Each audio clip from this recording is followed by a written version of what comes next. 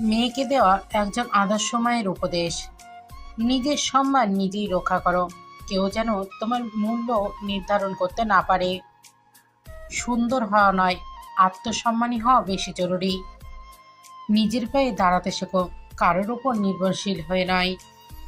ভালোবাসো, কিন্তু নিজেকে হারিয়ে ফেলে নয়।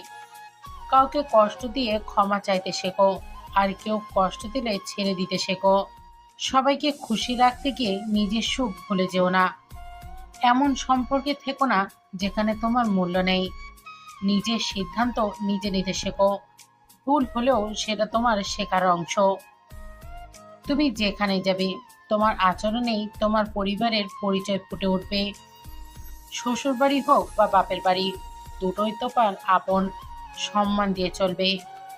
রান্না শুধু দায়িত্ব নয়, ভালোবাসার একটা ভাষা, কিন্তু এটা বাধ্যবাধকতা নয়। অন্যের জীবন দেখে নিজেকে ছোট ভেবো না। সবার পথ আলাদা। নিজের স্বপ্নগুলো কখনো ছোট করে দেখো না। জীবনে যত বড় হও, নম্রতা যেন কখনোই না হারায়। শক্ত হও, কিন্তু কঠিন নয়।